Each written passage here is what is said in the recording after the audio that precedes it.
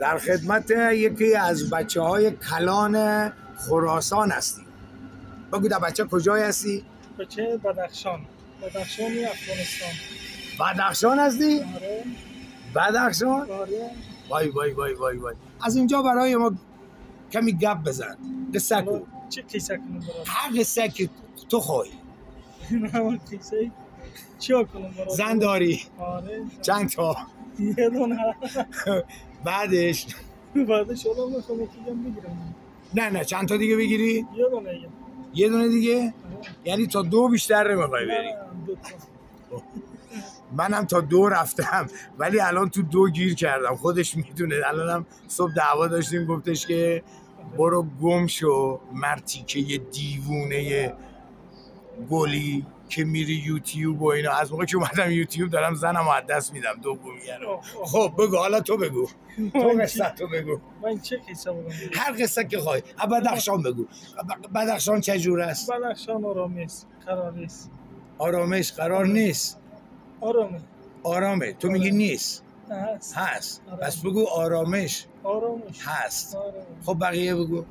دیگه چی بگم؟ در دختران اونجا تو چرا شوخی میکنی؟ حالا شوخی میکنم. جوانیست باید شوخی کنیم. مرا از آنجا روانه کردن گفتن اینا تو اسکای وردآورد بگیر اونجا شوخی روانه کردن. آره.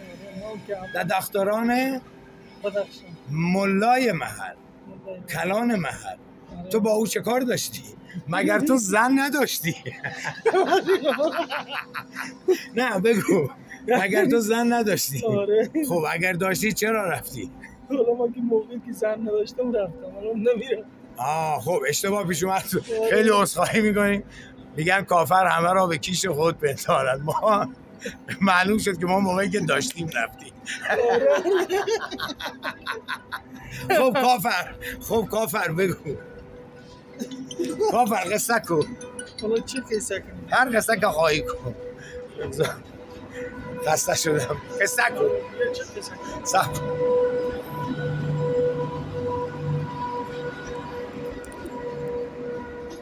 دیگر قصه نداری؟